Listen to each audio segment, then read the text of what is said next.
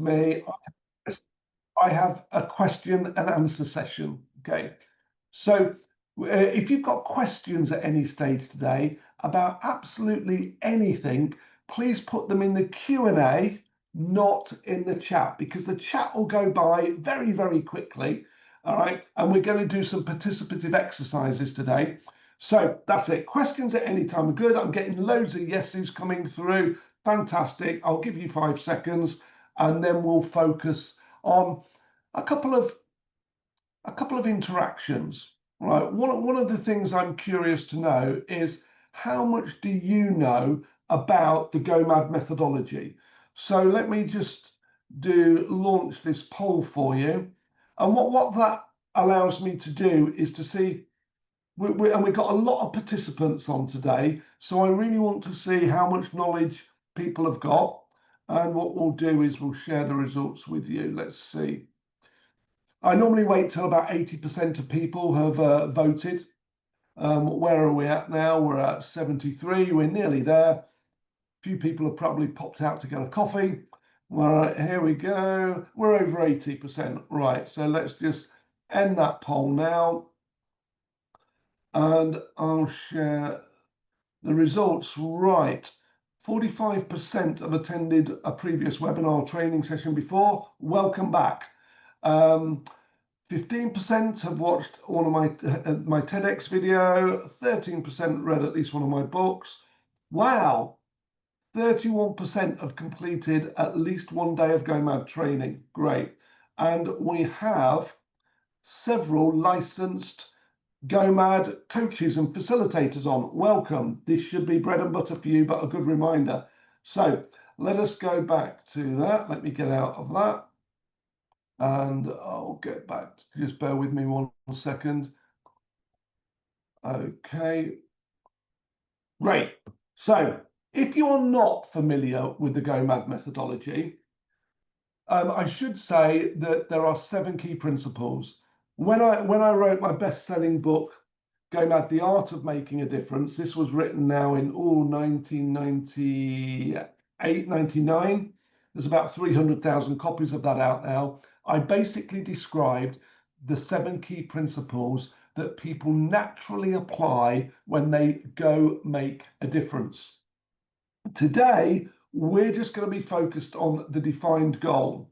Let me just get my little laser pointer there. Okay, that's the one we're focused on today. Okay, but as well as having clarity, you also need desire, motivation. That's what we call your reason why.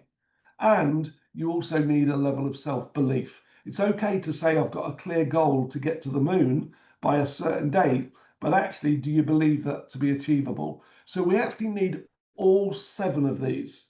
Once we've got our goal, I've checked our self-belief and reason why, we can go and explore some possibilities. That's the creative stuff. Not for today, but another session. And we also need to involve others to build us that rocket to the moon or wherever we want to get to. At the heart of this model is taking personal responsibility. That's about being accountable. If you're in a leadership role, it's about role modeling. And then it's about having the choices of what you do, how you spend your time. That's all the thinking and the planning.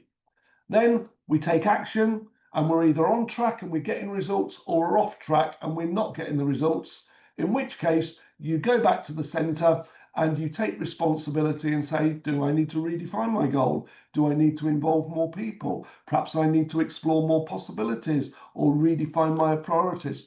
So rather than a linear process, this is a framework of 7 interconnected principles. So that's enough of that today. That's background context if you're not familiar with it, or a little refresher if you are familiar with it. If you've got any questions about that, please put them in the Q&A section and I'll answer them. Right, let's get on to today's agenda then. 4 different goal-defining tools and techniques.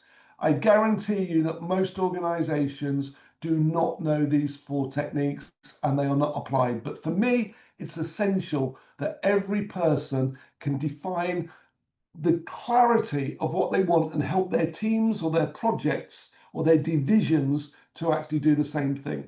So we need to make sure that you know what those are, and we're going to go through in an interactive way. I'm going to ask for a couple of volunteers as well, and coach them in defining goals.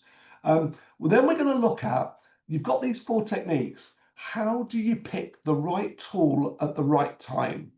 And then finally, we're going to end on the 7 most common mistakes that people make. Now, if you have questions at any time, please put them in the chat. And then what we will do at the end, we will draw some prize winners. Now, every time you interact with us, you stand an opportunity of winning like a prize through a virtual raffle ticket. And we'll do the draw after the webinar and we'll let you know if you won. The more interaction, the better. And what are the prizes? Well, they are worth having today. So one person will be winning a place on a 4-day leadership program with me at my house in sunny Leicestershire. Not so sunny outside there now, but it will be sunny. I've ordered the weather for the 3rd to the 6th of February. This is our flagship program and you will be at that. So if you're available on that date, we'll make sure that you can get there. Or in December, we're running a 1-day Thinking Bigger, Better, Bolder program, and one person will win a place on that. Okay, so make a note of the date if you're interested in that. I'll ask you later. And for everybody else for being here, as a thank you, one person will win a year's subscription, but we're making that available at just £9 a month if you're interested in all our tools and techniques in your pocket forevermore. That's all it is. So that's a very popular app that we have. Right, that's the prizes for later. That's the interaction. Now, just one more quick poll for you before we start, and that's to find out what your current role is. So let's just see how many leaders, team leaders, project leaders, anybody that's not a leader but curious about it, we've got on today. And then I will give my examples relevant to the mix of people that we have. Okay, so, it's quite evenly balanced. Let me end that. 81% participated, so I will end that poll. Let me just share the results. So you can see that 9% exec leaders, 27% functional leaders. So quite a lot of senior leaders, team leaders 22, project leaders 13, some independent consultants, welcome, and not a leader but curious about it. That's fine. Well, one of the key things about leadership is you've got to be able to provide absolute clarity if you're leading something. So let's just stop that. Right, here we go then. What are the 4 different goal defining techniques? And also, I'm going to ask you which of these you're the most interested in today. So let me explain a little bit about these. SMART goals. You might think, I know SMART, I know what that stands for, but can you absolutely do it? When I work with organizations, I think that probably 8 out of 10 people can tell me what SMART stands for, but only 1 out of 10 can really deliver a laser-like goal. So are you interested in that? Are you interested in umbrella goals? Umbrella goals are for projects. They're a big project breakdown structure. Visioning. This is the Martin Luther King stuff. Martin Luther King didn't say, I have a SMART goal, did he? He said, I have a dream. So are you interested in visioning? And then probably the most advanced technique is qualitative goals. Qualitative goals are probably about 20% of the time in organizations they should be used, but are not. 3 different purposes of a qualitative goal. It's to measure the things that are not so easy to measure, like quality of relationships, feelings and emotions, like confidence, probably being the most common one of those, or happiness. And then the third area is really about team morale or team spirit. So just let me know which of those you're most interested in, and we'll see what we're going to do. Okay, keep voting. I've got 60, 70 going to, oh, it's changing slightly. Right, I'm going to end the poll in just a couple more. Okay, 80% of people have voted. Here is the outcome of your votes today.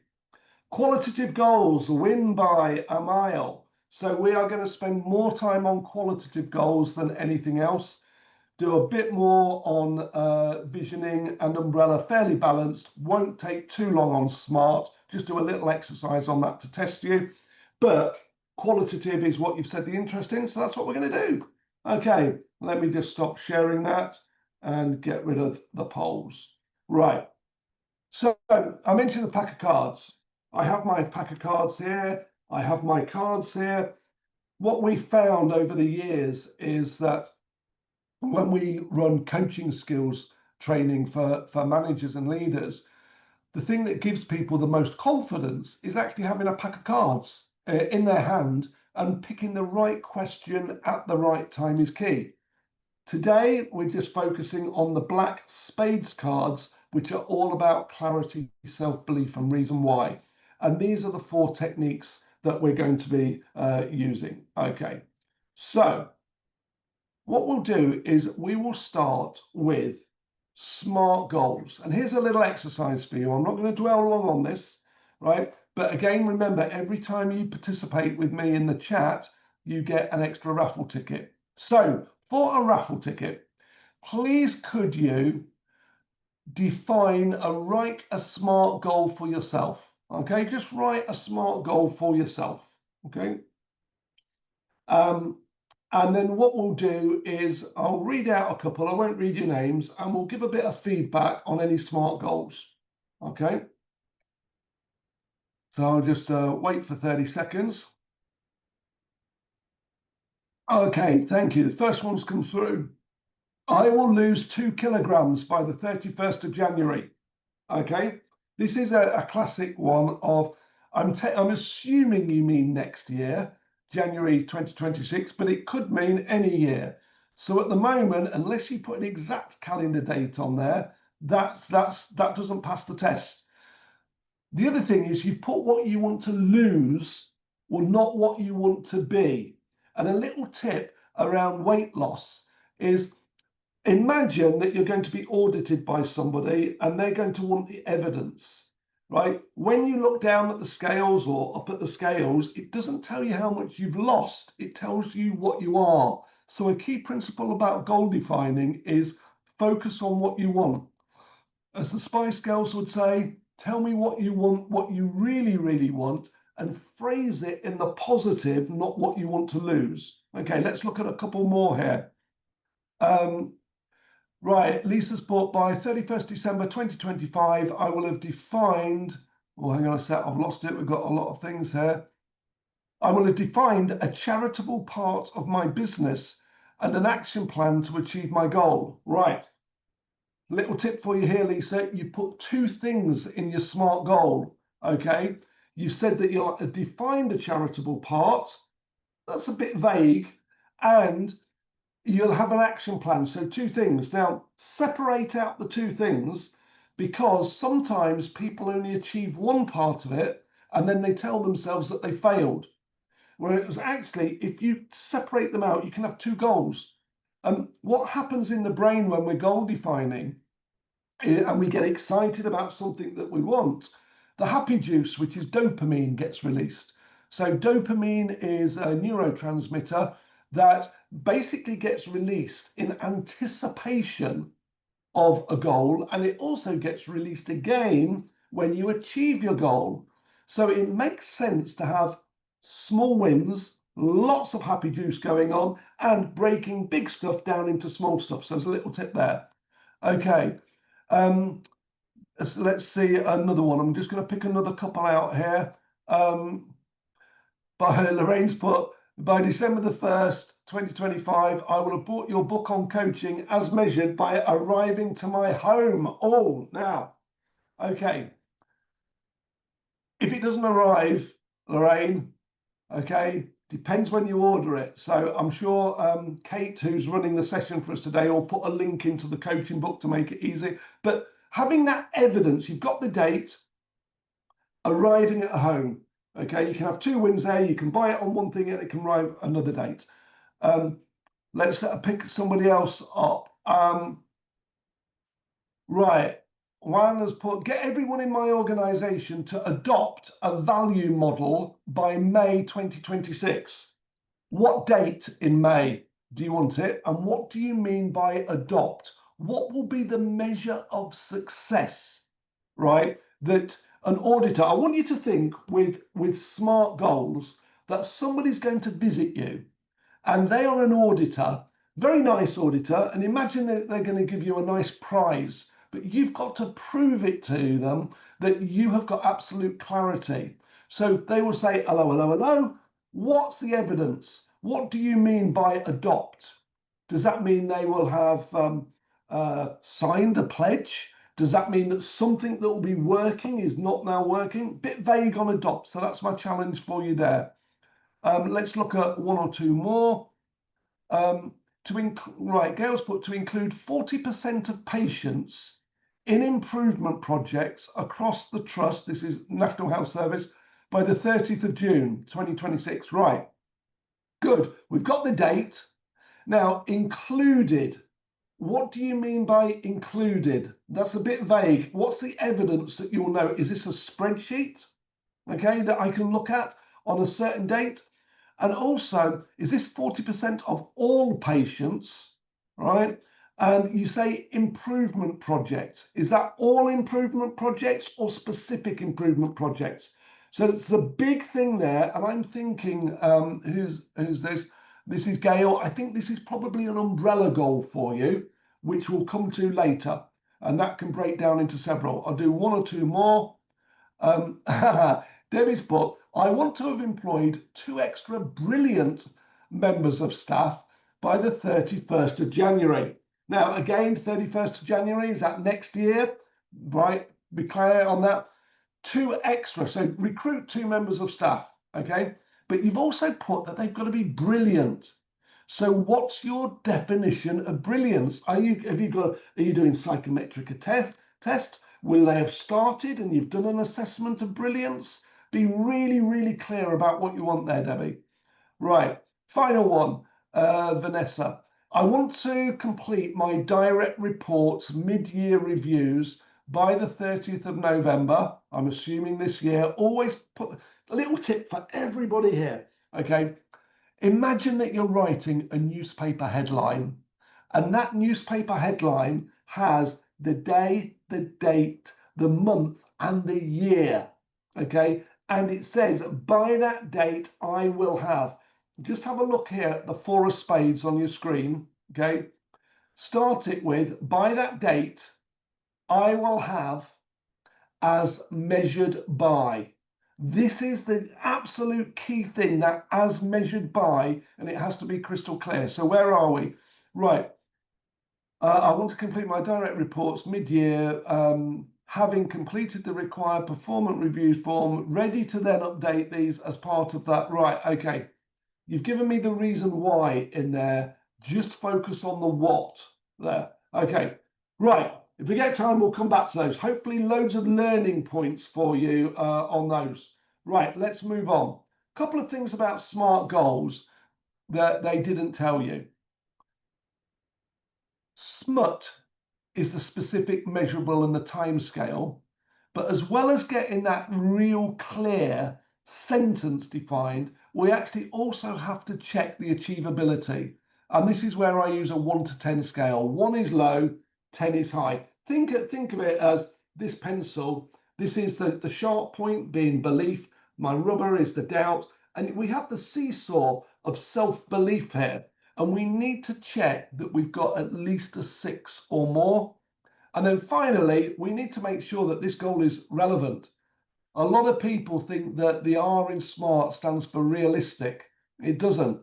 Realistic is, so close to achievable. So achievable, realistic, same thing. We want to make sure that if it's a personal goal, it's relevant to you, your values, what's happening in your world, in your life. If it's an organization goal, we need to make sure it is relevant to the organization. Okay, so a couple of little things there. If you've got any questions about anything I'm doing so far on SMART, please put them in the Q&A, not in the chat. Okay, right. let's look at our second goal defining tool here. This is the Martin Luther King, I Have a Dream. So what I've put on this card for you is something that you can just use to remind yourself, firstly, to make it present tense.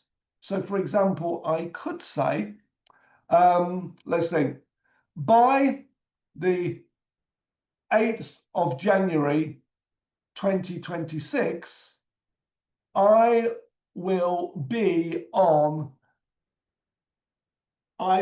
have embarked on a cruise to blah, blah, blah, wherever it is. I can't remember where I'm going. I'm going on a cruise, but I can't remember where it is. My wife's booked it.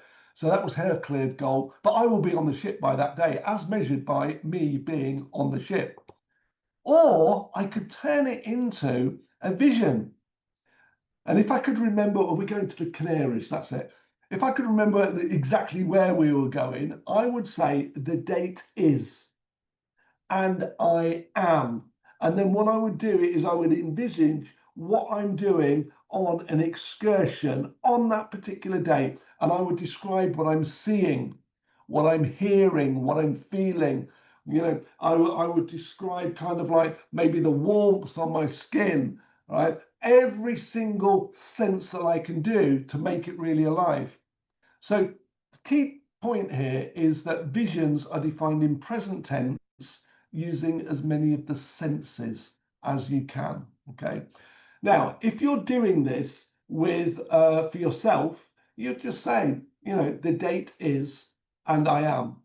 If you're celebrating Christmas this year, you might want to imagine the date is the 25th of December and I am, or we are.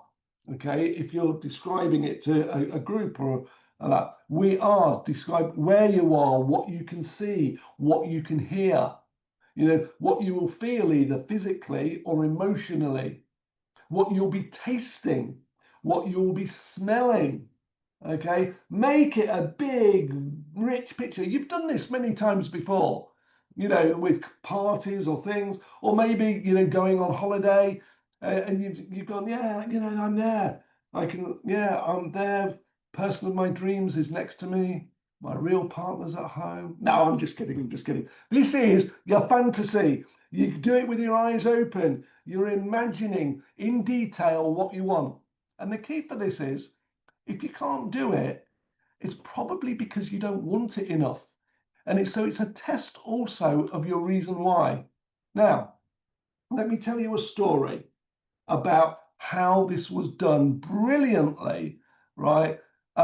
In an organization that was a pensions administration service by a woman called Katie. And Katie had been on one of my courses and she invited me in to her team meeting on the week after that I'd run the training course. So I was on this team meeting and it was an administrative department with about 10 or 11 people. And Katie invited all her team to close their eyes. Now, this was a little bit different on a Thursday morning. So it's about 11 o'clock on a Thursday morning and people have got their eyes closed, or some people were looking like this to make sure everybody else's eyes are closed. And Katie did this brilliantly. She said, right, the date is, and she picked a date that was about a month's time, and it was the month end. And she said, and we are in this office. And she described what people would see about paper files being reduced. They would see a scoreboard of metrics and what they would say on the whiteboard that was behind them. And she was describing that sense of success and how people were feeling. And then she said, and the pizzas arrive, and you are eating your favorite pizza. So just enjoy the taste. Notice what you're smelling. Okay. And then she did that, and there was a drink there as well. She went through all of that. And it took about a couple of minutes, and then everybody opened their eyes. And she went round everyone in turn and said, right, what were you eating? What were you drinking? And she took the pizza order. And that pizza order then got stuck on the whiteboard, right? And it reminded people all through that month. Now that's visioning, right? You don't have to be the most senior leader in the world painting a vision for the next 3 or 5 years, right? You could be leading a team on a journey and getting them to see what success is like. Okay, so that's visioning for you, right? Practice it, enjoy it. Instead of using I for a personal one, you might use we for a collective one when you're taking a team forward. Okay? If you've got any questions about visioning, please put them into the Q&A, right? And we will move on. Okay. I've got a question that's just come in from Debs. Thinking on the 5 of spades, how do you decide which is the best sense to consider? Seeing, hearing, feeling, or do you consider all of them? If they're relevant, I would do all of them. So if I was imagining Christmas Day, I would be saying it's the 25th of December. I'm at my sister's house. It's 11 o'clock. We arrive. My parents are already there, and I hug my mum, and I can feel her frail body as I hug her and give her a big kiss. I'm using feelings, I'm using emotions. I can hear, right, laughter in the background. I can hear Christmas music playing. Okay, I walk into the lounge, right, and my niece is there. I give her a kiss and a hug, and I grab hold of the glass of Prosecco that is waiting for me. I take a sip. I can smell. Well, actually, I've lost my sense of smell. I can't, but another person would, right? So I can feel the bubbles. So I would go to exquisite detail if it's relevant. Obviously, sometimes eating and drinking, smelling, tasting isn't so relevant, but I would do all of them. I hope that helps you there, Debs. Okay. Can you put visioning into a work-related scenario, says Joanna? Yes, the example with Katie, a vision for success for the next month. The date is, and we have achieved. It could be a project. It could be at the start of a project, or it could be midway through a project. Visioning could be your vision for a project. It could be a vision for a new team. Anything where you want to get people to time travel into the future. That's what it is. It's an experiment in time travel. You're saying, I invite you to imagine the date is, and we are. I'll give you an example. This goes back many, many years ago when I helped an organization design a building. And I was working with the leaders, and they knew that they had to build this building. So what I did was I invited them to imagine it. A year had gone by and the building had already been built. And we walked around. And as we walked around, I got them to see things on the walls. I got them to hold the handles to the doors so they could even design what sort of door handles. They could see what the picture frames were like. They could see what the tables, the chairs, everything. We walked around this building and it hadn't been built, right? And then what we did afterwards, we collated what they'd seen, right? And there was actually about 70% alignment. So that could be a design build. It could be a user experience that you use a vision for. Okay, right. Question from Taylor. Do you think visioning is similar to manifestation? Manifestation helps if you can visualize what you want, but then it's no good just saying, I visioned it, it will happen. You've got to take action, right? Visioning on its own isn't good. It's just daydreaming. But it's daydreaming with clarity to help you build a plan that you can then involve others in, consider the possibilities, prioritize. Okay.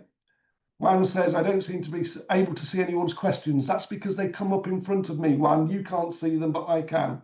Right. Okay, that's it. Let's move on to the next one. This is the one that you said you wanted to spend the most time on. So, right. What we're going to do is we are going to spend time on qualitative goals. Here's the basic construct. We're going to use a scale of 1 to 10. We're going to focus on where you are, where you want to be, and then I'm going to demonstrate maybe once or twice with volunteers about how to do this. This is the most advanced form of goal defining. So consider if you would like to be coached by me now live, and if so, I will unmute you.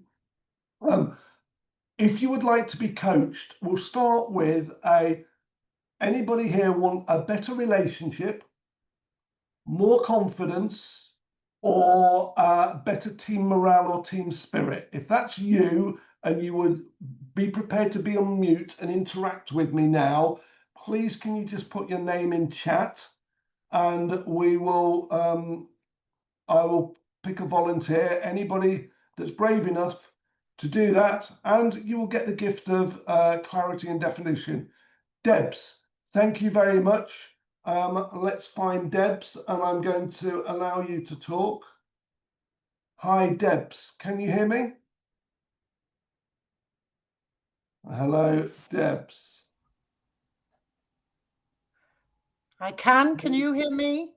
Yes, I can. Thank you very much for unmuting, Debs, and for joining in for this.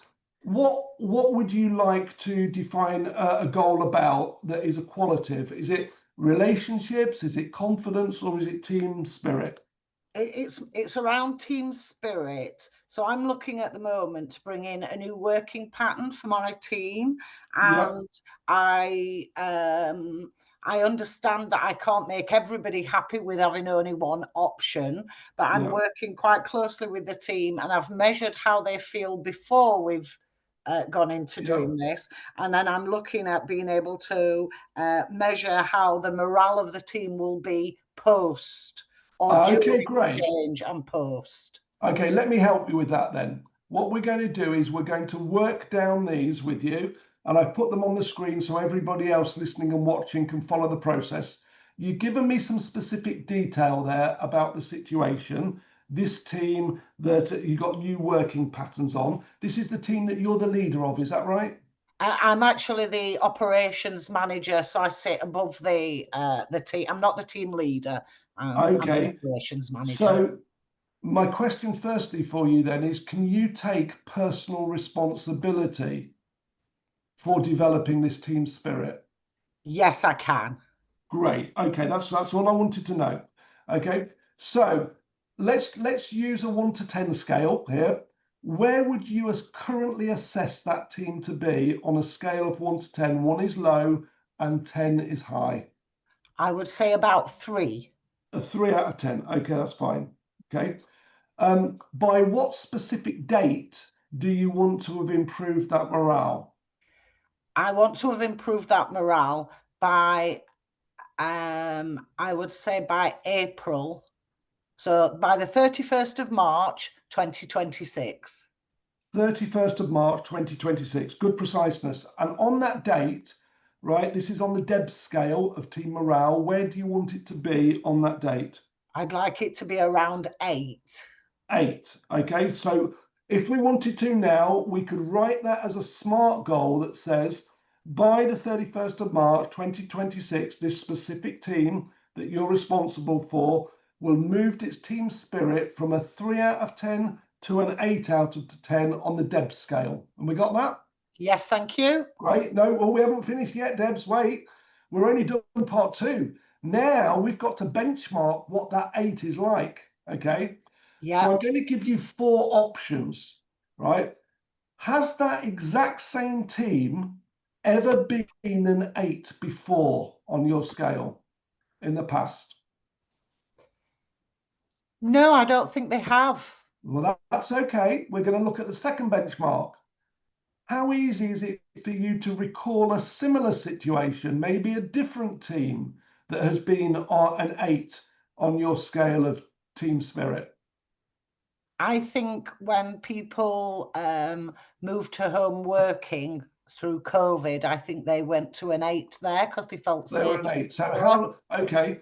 So how long ago was that? Are we talking 4 or 5 years ago, your memory? Yes. Okay. Now, let me give you an option, Debs. Is it easier to remember back to that time, or is it easier for you to imagine this team being an 8 by the end of March next year? I think Which it's is probably easier for me to imagine it. okay, that's great. Well, what we'll do then is I'll invite you to imagine it. So Okay. just at this point, for everybody else listening, I just want to share the methodology that's going in my mind, and I'll come back to you. The easiest reference benchmark is if you've got exactly the same situation in the past and you can just go back to it, right? Debs didn't have that, so I went to the second position, right? A similar, but that similar was 4 or 5 years ago. So I offered her the choice of what's easier, go back to the past or go into the future, and she chose to imagine it. If Debs had said, oh, it's difficult to imagine, then I can't go inside her head. She has to look externally for a reference point. And that's why I'd say, what team have you observed being an 8 before? She doesn't have to have worked with them or anything. It could even be a team that she's seen on the television or something. But we need a benchmark for what that future success looks like. Okay. So now we've got it, Debs, back to you.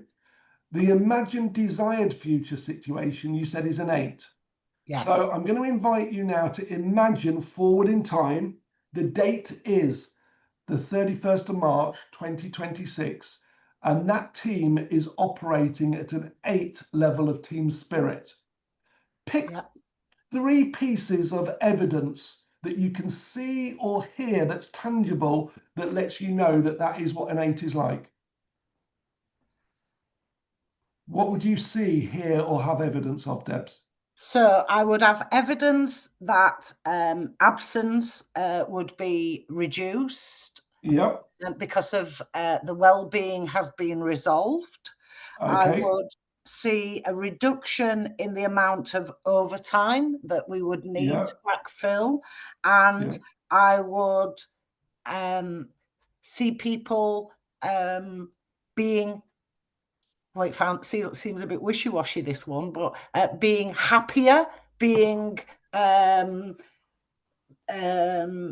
happier with the change and with their working patterns, that's enabling them to have a much better work-life balance. Okay. So that last one you said seems a bit wishy-washy. That's because you're an ops manager, Debs, and that's why you manage things, and your overtime and your absence things. It's okay to have what softer things where you see. Just imagine in the future you'll be in conversations or meetings. You'll observe these people, won't you? Yes. So what you're really looking to do is you're imagining that 8 and seeing the happiness in certain situations. Can you do that easily? Yes, yeah. Great, And I can also measure that as well through the well-being surveys that we do with our team. Okay, great. Hey, I can see that you're a measurement monster by the sounds of it, which is fab. But be okay that it's okay to measure a qualitative goal in 1 to 10 scales as well. So what we've helped you to define there, Debs, is what an 8 is like on the Debs scale, right? Yes. And now the final thing is I'm going to check with you, is that what you want, what you really, really want by the 31st of March? Yes, that is what I want. Fabulous. We have a clearly defined qualitative goal around team spirit for that exact team. Perfect. Thank you. And thank you for participating and volunteering in that. Okay, I'm just going to put you back onto mute now, and thank you once again. Right, so that's pretty advanced, isn't it? So I'm going to give you now a different example because I won't have time for a volunteer because we want to get on and do the quiz and everything else. But let's suppose that you want to improve the quality of relationship. Let me run through this very quickly with you. Specific detail. Who is the exact person that you want to improve that relationship with? Okay.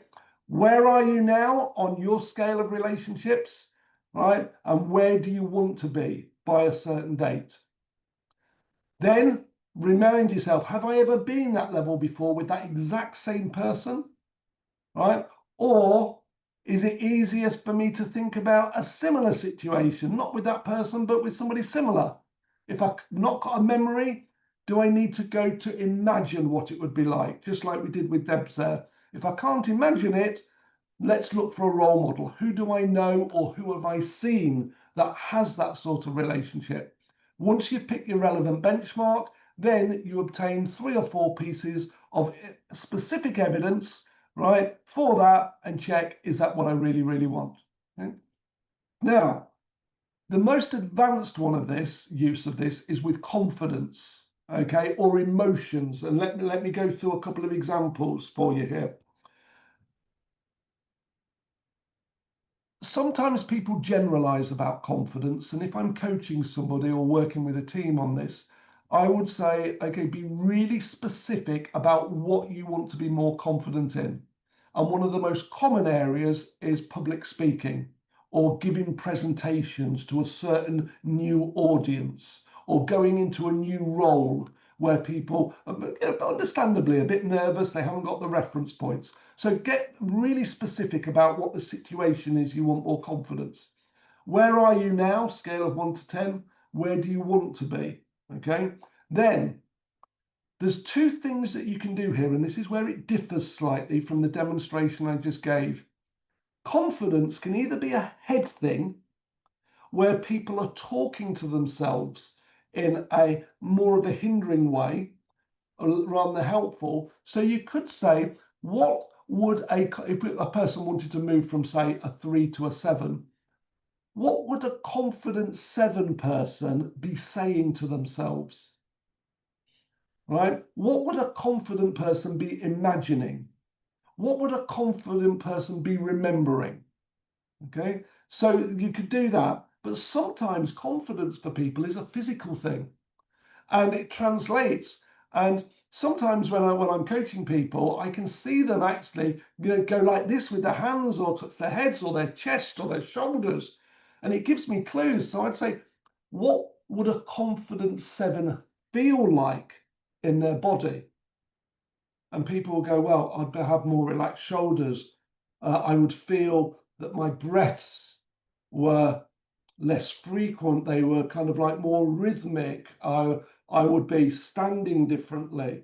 So when you're doing goals around that, it's okay to look at physiology of feeling confident as well as the psychology of feeling confident and different things going on in your head or your body. Okay. Conscious of time, if you've got any questions about this, please put it into the Q&A. Right, we're going to go on to the final goal defining technique now. Umbrella goals. Umbrella goals look like this, right? And I'm going to very quickly go through this with you and with an example as well. Okay. Umbrella goals are used for projects, for visions, for aspirations. You can break a big thing down into something smaller. So this is how we start and we do it. Okay.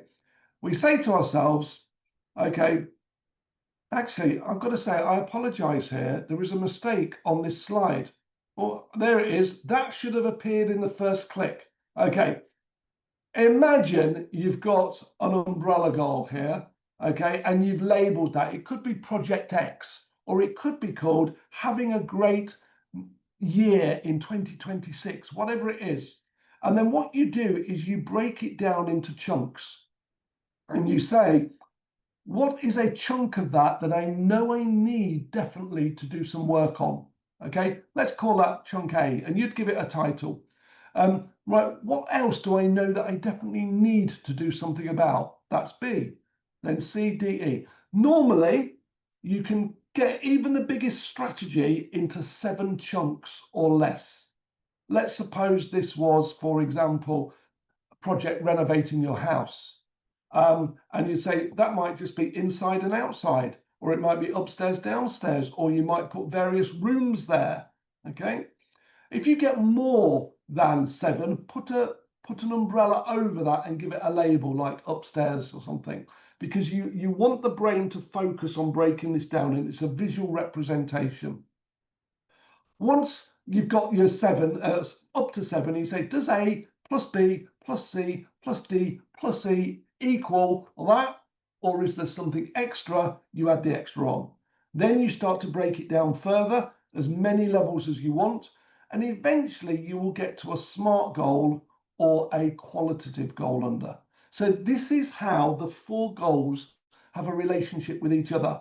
Okay, start with a dream, a vision, turn it into an umbrella, chunk it down, and you'll get to SMART goals or qualitative goals. And of course, those are relevant to the thing above them. Let me share with you what this looks like with an example. This is an example from our business. a couple of years ago. This was a big project, Catalyst Trek, Transforming Results, Enabling Change, was a big leadership program that we developed. And you see, we've got a big goal here. 5 chunks. It's not so important that you can read these. I want you to look at the shape of these. Okay, 5 things.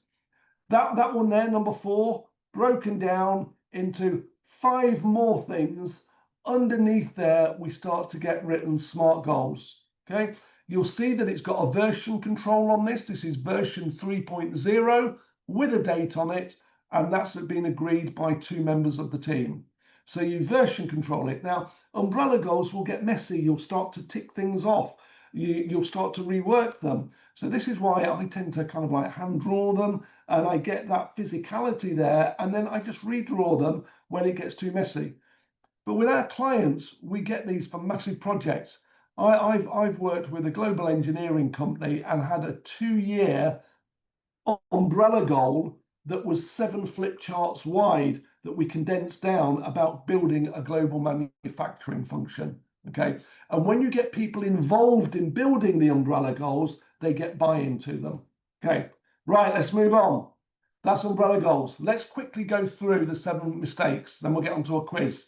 We've covered some of these already, by the way. Number 1, goals are too vague and not auditable. Lack of an exact calendar date. 2 or more goals in the same sentence. We saw all of those examples in the ones that you shared earlier that I was reading out.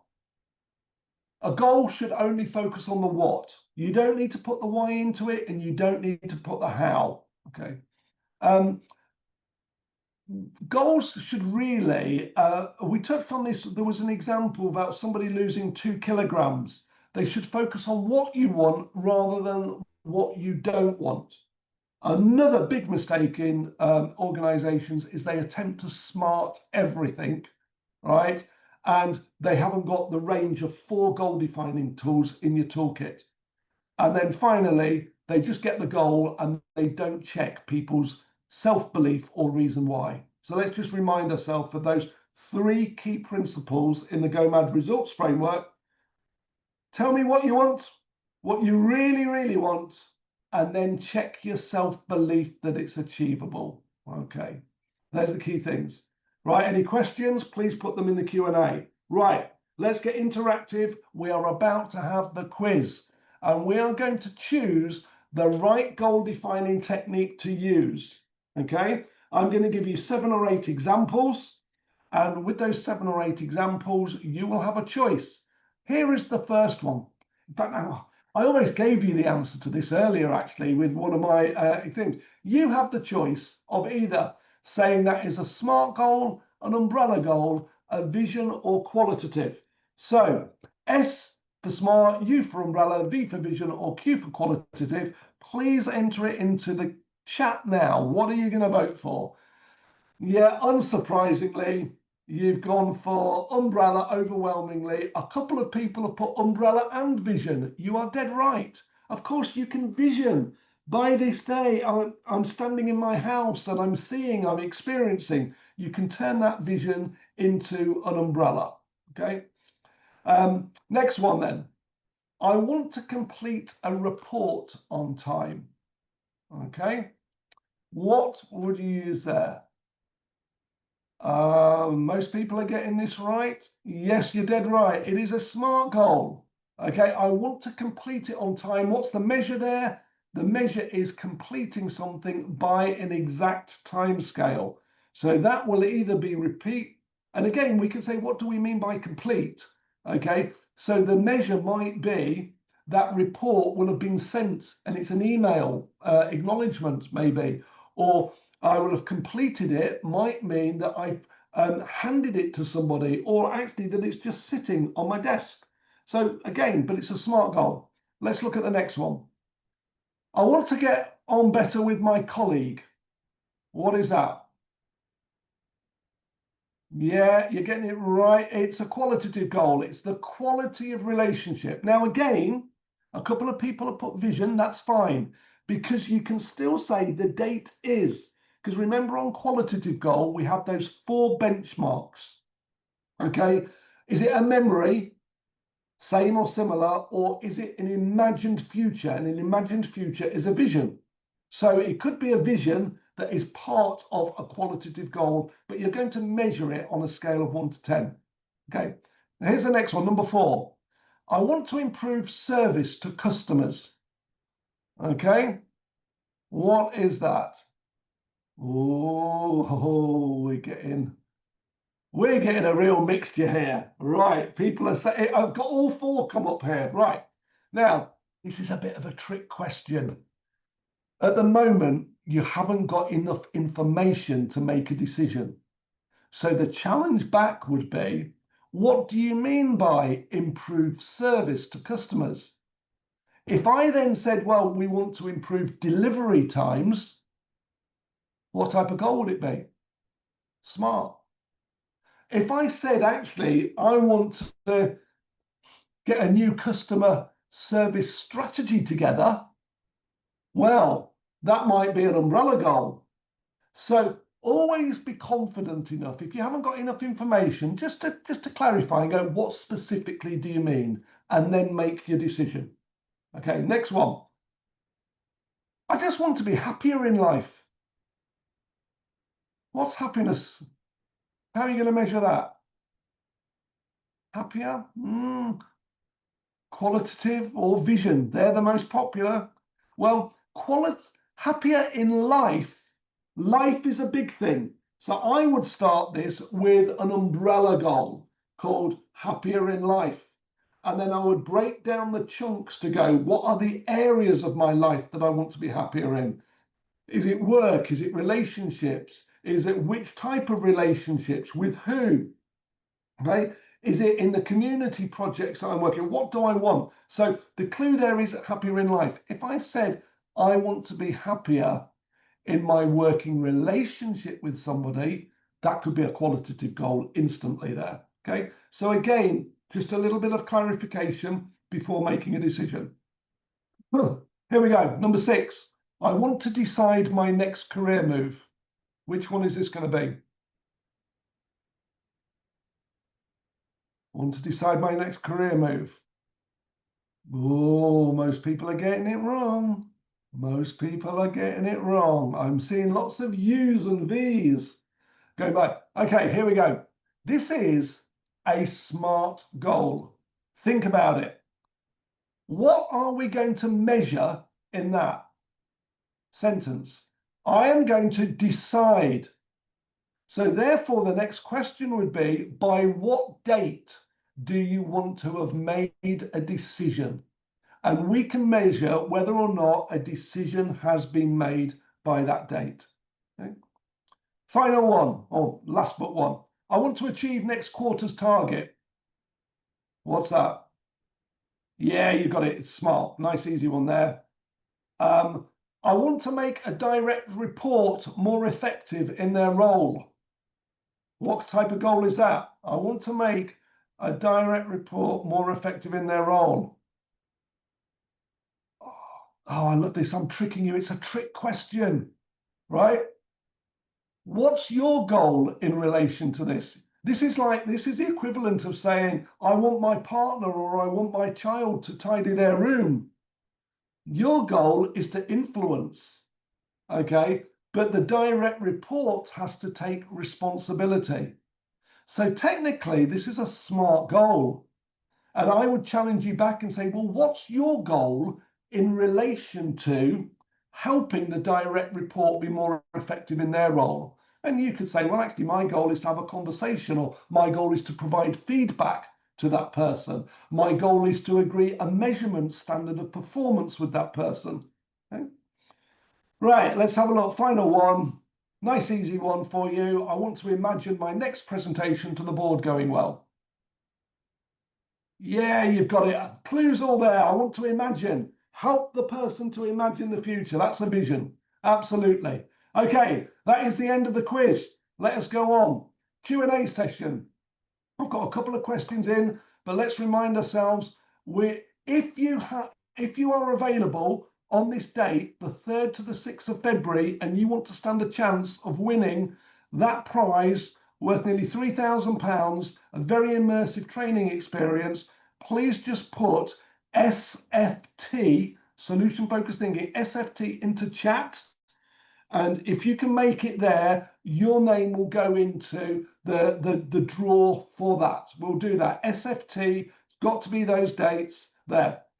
If you are available on the 9th of December and want to attend the Thinking Bigger, Better, Bolder workshop, right, put TBBB in there and you will be entered into that prize draw.